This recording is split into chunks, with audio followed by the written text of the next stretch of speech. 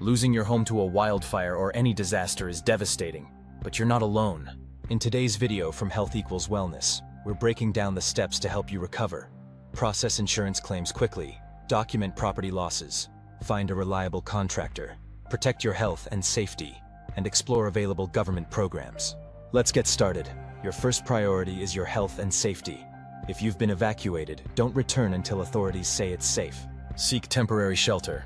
Reach out to disaster relief services like the American Red Cross or Salvation Army for immediate needs such as housing, food, and clothing. Contact FEMA for immediate help and relocation reimbursement. Call FEMA at 1-800-621-3362 or online for California wildfire help at escalate@femadhs.gov. If you have a speech disability, use the text number at 1-800-462-7585.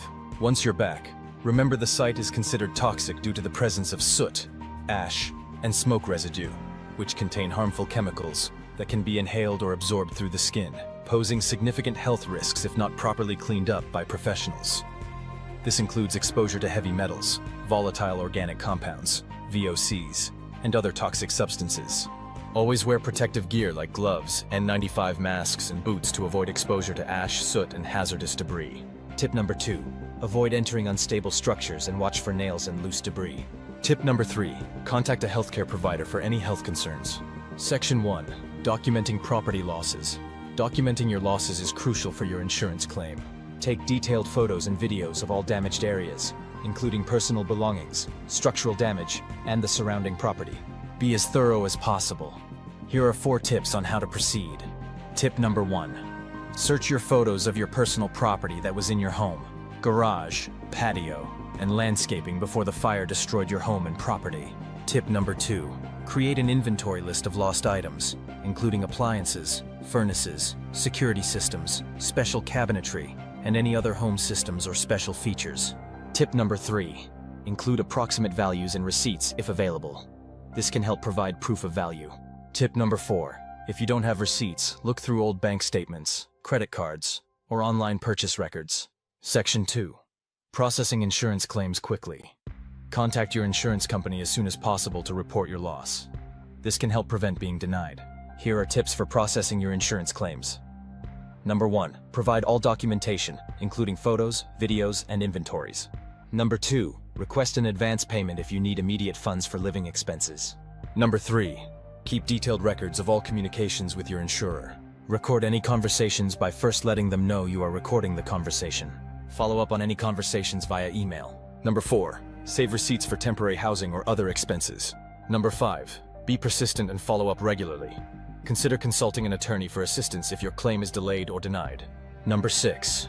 Document any expenses associated with consultants who were hired in the rebuilding process. You can include anticipated expenses for architects, structural engineers, and building fees. Section 3. Finding a reliable contractor to rebuild. Once you're ready to rebuild, finding a trustworthy contractor is essential.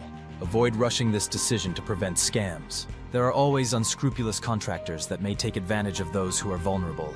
Here are 5 tips for that process. Tip number 1. Get multiple quotes. Tip number 2. Check licenses, insurance, and references.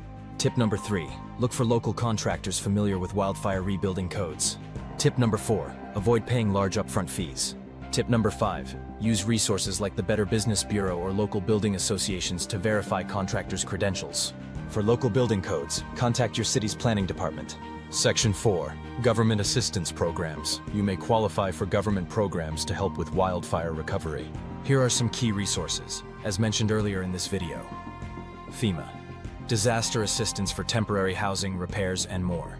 Again, call 1-800-621-3362. Small Business Administration, SBA. Low-interest disaster loans for homeowners.